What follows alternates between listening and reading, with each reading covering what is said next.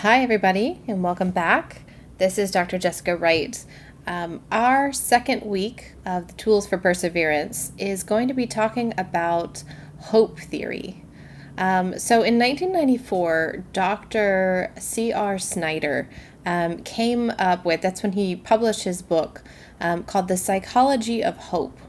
And it talked about, it broke hope down into steps, into a series of things that happen in order to build hope in people. And that's the foundation of what we're going to be talking about today. So I'm going to start us off every day this week with a different quote about hope. So here's a lovely quote. Happiness can be found even in the darkest of times, if only one remembers to turn on the light. A quote from Albus Dumbledore from the series of Harry Potter. Each week we have a different theme, and I'm so excited that this week has the theme of hope. Hope, for this week, we're going to think of it instead of just an emotion. We're also going to think of it as a skill. And hope is the skill of continuing towards your goal past obstacles with a sense of power. So hope is not having an easy path, right? Hope is not optimism. Optimism says, no matter what happens, I'm going to succeed. Obstacles are totally out of my control, and they're not part of my plan, right? With optimism, an individual might think, obstacles or barriers are not going to be part of my plan. I'm just going to win. I'm going to succeed. Hope is knowing that obstacles will occur and that you will be able to persist past those obstacles, continuing towards your goal with a sense of power. So in the psychology literature, we refer to power as agency, right? A sense that you have a level of control over your own response, right? Not over the exterior world, but over your response to the exterior world. So today is our first day. Like I said, we'll be doing this with, oh no, forgive that little interruption. We'll be doing a little bit every day. And today we're going to talk about what hope does for people. So like all good social science, when the psychologist Snyder got to creating his theory of hope, his hope theory, theoretical model gives an example of how hope is supposed to work. He also created a survey measure, like all social scientists, right? Creating a survey measure to try to measure hope. And then he validated that tool. So he validated the measurement. And what that does, validation is a painstaking process that takes quite a lot of time and some pretty complex math in order to prove that the question that I'm asking you is actually eliciting the answer that I'm really seeking. So that's, a really amazing and complicated process that has to be done. It's very rigorous in order to prove that your survey tool, that your measurement is really measuring it. So once he did that extensive process of validating his tool, he then went and distributed the tool everywhere. And other psychologists picked up the mantle and started measuring hope in other individuals. And then they ran the math and controlled for all other factors and found out what hope does independent of everything else. So let me give you an example. In our first example, they looked at patients with spinal cord injuries, devastating spinal cord injuries that would radically change the functionality of a human.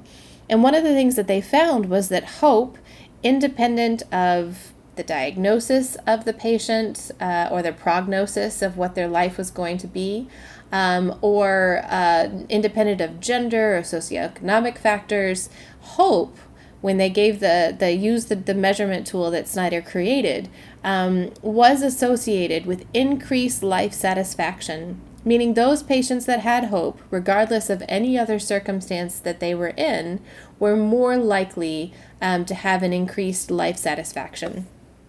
So another example comes from individuals that have experienced childhood trauma. So trauma is something that rewrites our brains in a pretty powerful way. And when it happens in childhood, it can be incredibly devastating because it's hard to rewrite some of the things that are founded in us as children. But there are coping strategies that enable people to move past trauma that they experienced as a child. But those coping strategies take a lot of work. So one of the more interesting studies that I read on hope theory talked about how individuals that scored higher on hope were able to use those coping strategies to undo the childhood trauma for prolonged periods of time. So there are basically two groups of people. Those people that, they started doing the coping strategies to recover from childhood trauma, but then gave up fairly quickly.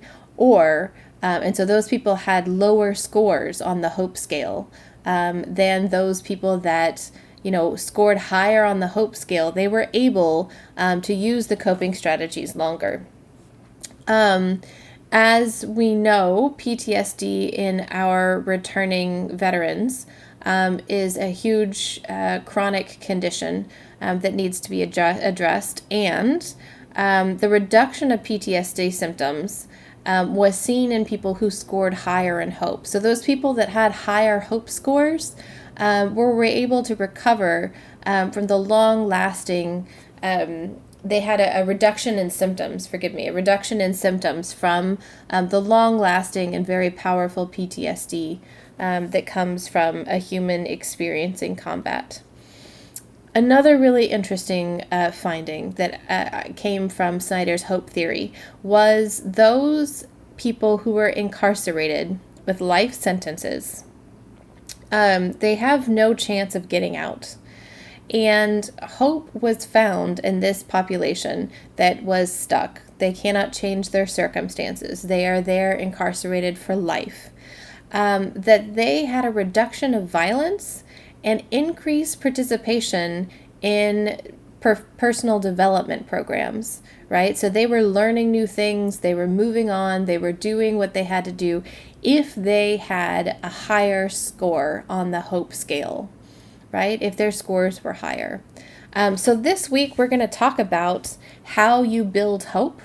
And I've rewritten the letters of hope, the HOPE, to be each of the 4 steps represented in Snyder's theoretical model of hope. So the first one is going to be hone your goals. Sorry, you guys, I should have muted my messages so that you don't see them. The first step is going to be hone your goals. The second is going to be open your mind. And the third is going to be plan your success. And E is going to be enjoy the journey. And we're going to talk about each of these. Tomorrow we'll talk about hone your goals. And Wednesday, open your mind. Thursday, plan your success. And E will be for Friday, enjoy the journey. So for now, your homework is to consider, what is your favorite quote about hope? Go home, look up, go home, maybe a lot of us already are home, but, look up quotes about hope. Consider books that you love, or movies or plays. Consider, any religious or spiritual texts that you might have. What quotes exist about hope that you can share with the rest of us? And that's all for today. Have a great day.